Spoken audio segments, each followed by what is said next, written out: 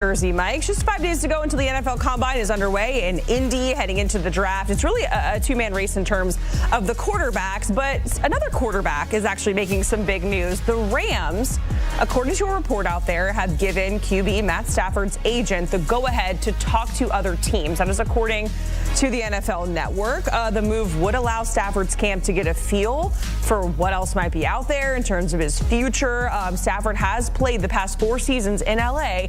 after coming over in a trade with the Lions. Remember, he won a Super Bowl there in L.A., beating the Bengals. But again, this report's coming out that Matt Stafford's agent has been given permission for Matt Stafford to speak to other teams. All right, right now let's welcome in Emory Hunt and Ryan Wilson. And gentlemen, we will get to the Combine in just a moment. But Ryan, I do want to start with this Matthew Stafford news that's just coming down here. We're hearing a report that his agent has been given permission for him to speak with other teams. When you're hearing this, what are some other spots that could be a fit? And do you think he's going to be playing in LA when it's all said and done come the upcoming season? Hey, Jacqueline, LA feels like the obvious choice because you're playing in that Sean McVay offense. Maybe there's some issues with Cooper Kupp's future in LA as well. Maybe that's perhaps driving some of Matthew Stafford's thinking according to the report. But in terms of other teams, this is music to their ears because this isn't last year's draft class where we had 6 of those quarterbacks go in the top 12. We're going to have 2 guys go in the top 10. And then after that, there are going to be a lot of teams that need quarterbacks. I mean, it starts at the top with the Tennessee Titans. If they got Matthew Stafford in Nashville and then were able to trade down from that pick and accumulate even more picks, they're immediately competitive in the AFC South. The Steelers need a quarterback, and this is a recurring theme in a post-Big Ben world for them. Russ Wilson was okay last year. Justin Fields was okay last year, so we'll see what they're thinking. And of course, the New York Giants. They missed on Daniel Jones when they re-upped him, and then last year he got benched, and now he's a member of the Minnesota Vikings. They desperately need a quarterback, and where they pick in the draft at 3, Jacqueline, they may be out of range already for Cam Ward or Shedeur Sanders. So that would make a lot of sense. It's a big market, and he would come in right away and sort of feel like the savior in New York. And, of course, the Las Vegas Raiders, Tom Brady, Matthew Stafford together. Who doesn't want that? Yeah, and it's interesting, right? Because there's so many teams that are, QB needy, and really there's 2 guys that we're really talking about in terms of draft prospects that are quarterbacks. So let's get back to the Combine and switch it back to that gear. Of course, there's a lot of things that we look forward to, right? Like what names are going to participate, or big names, I should say. What kind of stars are going to emerge from this? Emory, you can kick us off. What are you most looking forward to when it comes to the Combine? Which quarterback is going to throw? Well, let's just assume we're not going to see Shedeur Sanders or Cam Ward throw the football around, but that leaves the door wide open for someone that's vying for QB3. Jalen Milroe, the throwing session, I think will be very important for him, mostly due to the underneath passing game. He has been one of the best deep ball throwers in college football, but it's a short to intermediate area where he has to find consistency. So him wowing there just adds to what he can do because we know he's going to test athletically through the roof. Brady Cook is someone I'm a big fan of. How well does he go out there and compete? Kyle McCord, Jackson Dart, Tyler Shuck, those guys have a huge opportunity to go out there and showcase because we're just assuming the top 2 guys won't throw. Why? Because they don't have to. Yep, that's right, Emory. And I think it's sort of a reverse arms race, Jacqueline, in that Cam and Shedeur don't have to throw because they're the top 2 guys. And if one isn't doing it, why would the other? And I think Emory's right about the quarterback with the most to prove, who probably absolutely has to go through every drill, maybe save running the 40 time, and that's Jalen Milroe. He came in at 6'1" and change at the Senior Bowl. He has smallish hands by QB standards than their sub-9-inch hands. And he didn't have a great week. Didn't have a terrible week, but didn't sort of differentiate himself. When you talk to folks after that week, he was a little down on himself about how things went. He has an opportunity to turn this thing around. The draft process obviously isn't over. And the other thing to keep in mind, and we keep talking about this, last year at the Senior Bowl, Jacqueline, Michael Penix Jr. and Bo Nix had average weeks.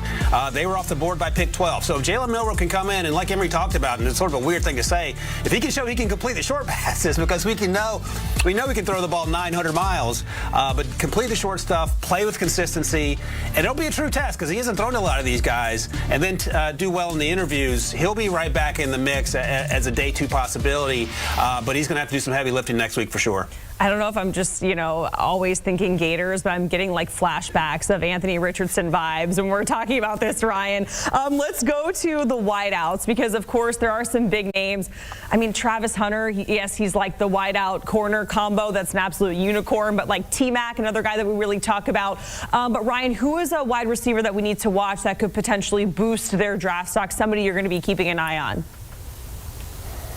Hey, Jacqueline, I heard you do a basketball segment prior to this one, and you seemed a lot more excited talking about Florida basketball than Florida football, so that's something to keep in mind. I thought it was just me and Emery that you were down on, but it's the whole football program. I get it. Okay, like SEC basketball has been absolutely insane. Compared to SEC football, like down the stretch, DJ Lagway, like, yes, there's hope, but the right now for Florida basketball it's chef's kiss. I've said it again, I'll say it a million times. I'm sorry, Ryan, not to cut you off. Continue with your wide receiver to watch.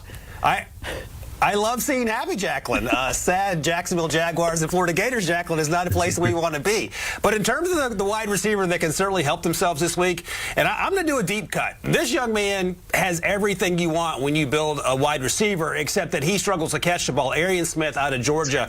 He's a 10-1-100 guy, and if you do the math on that and carry the 2, that's about a 4.2 in the 40-yard dash. So he's going to have an opportunity to threaten Xavier Worthy's record that he set last year. The issue is he caught 48 passes there. 10 drops. That's not great. And my comp for him is Ted Ginn, coming out back in the day from Ohio State, an absolute burner.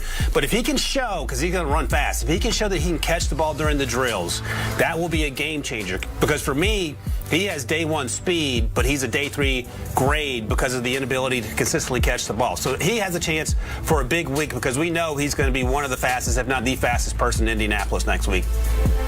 I love that Ted Ginn comp, Ryan, because it depends on which Ted Ginn you're going to get. You're going to get Dolphins Ted Ginn? That's not what you want. Or you're going to get New Orleans Saints Ted Ginn? That's the one you want. So he has to have a good week. I'm with you right there. I like Kobe Hudson out of UCF. He was at the Hula Bowl and down there that week, watching him go through the routes and watching him catch the football with quarterbacks that have consistency. You forget how good of a football player he is. And because he had inconsistent quarterback play at UCF, seeing him at the All-Star game allow people to realize this is a special talent because when he runs his routes, his separation at the top of the route is fantastic. He's able to separate the defensive back from the route. Defensive back goes one way, he goes the opposite way, and he can catch the football. He's explosive, so I'm excited to see how he shows up against quarterbacks that are of good caliber at the combine because I feel like he's a bona fide X-receiver, and we're going to see him showcase that out there on the field in Indy. All right, gentlemen. And Ryan, we just did a mock draft a couple of days ago where the scenario was the Raiders potentially trading up to get Shedeur. He has been linked to that team. So I actually spoke with resident Raiders super fan Guy Fieri at South Beach Food and Wine Festival. And I had to ask him what he thought about Shedeur being QB1 potentially. Take a listen. I would have to default to what Pete Carroll would say. Okay. He's had so many great quarterbacks, and I mean, he's coached college, he's coached pro, so it would be his opinion of how does he think that he'll interface. I personally think a little veteranish, a little bit of a veteran player might be a little bit more of a leadership position for a team that's kind of been, I won't say we've had our ups and our downs, but we haven't been consistent. And I think that for a player like that, he goes into a team that has a little bit more structure, then he can kind of get his feet underneath them. I think when you got a lot of variables floating right now, maybe is not exactly the great thing. Is he amazing? Yes. Is his dad a legend? Yes. Could it all turn out to be the greatest thing? Yes. I'm not sure that it's exactly the right recipe right now. All right, Ryan, I'll start with you. Your thoughts on the mayor of Flavortown saying that Shedeur might not be the right recipe, no pun intended, I'm sure, for the Raiders at this moment and maybe gearing towards a little bit more veteran experience. A lot to take in there, Jacqueline. You said there was a surprise. I didn't see that on my guy. And by the way, shout out to Jacqueline Emery for getting the Guy Fieri pronunciation like she's an old vet. So that was a lot of fun. I'm sure you had a stogie after that. He had looked like he had a whole backpack full of them there. But you know what? He makes an interesting point, because that brings us back to the Matthew Stafford rumors. And you have in a quarterback that's a veteran that solves a lot of issues, because Emery and I talk about this all the time. When you see a young quarterback get drafted in the top 5, usually he's going to a terrible football team, and you're asked to do a whole bunch. And if you're Jaden Daniels, you land in the right spot. If you're Caleb Williams, not so much. Baker Mayfield can explain that conversation as well when we went to Cleveland back in the day. So I understand that. And if there's an opportunity for the Raiders to get someone like a Matthew Stafford, or maybe a Sam Darnold if that works out, and Pete Carroll is old school as they come, I think that might be in the best term, short-term interest. But then you have to figure out what's going to happen 3, 4, 5 years down the road. And if you miss out on a Shador like the Bears did when they didn't draft Patrick Mahomes, you got to live with that the rest of your life. First of all, I was impressed with his acumen of the situation. That's a well-rounded take from Mr. Flavortown, right? But the lead has been buried here. Russell Wilson is sitting out there, too. He already knows Pete Carroll. That's a marriage that could work right away, because if you are going to go with a veteran, why not go with someone that understands how to set that culture that Pete Carroll built out there in Seattle? Plus, it allows the Raiders to not give up future assets to move up, to grab a guy that may come into a situation that's not on stable ground. You can take a chance on one of these day 2 quarterbacks that you can groom, develop, and bring along slowly, i.e. a Jalen Milroe, and get him under the wing and tutelage of a Russell Wilson. I think this is actually a fantastic idea brought up by Mr. Guy Fieri. Yeah, I mean, it's crazy, gentlemen, and as you know, things change so much, and within the next 5 years, we'll be looking back on it and saying, oh, you should have taken Shador, you passed on a generational talent, maybe you didn't, and we'll have a Patrick Mahomes situation. Who knows? Emery, Ryan, we certainly appreciate it.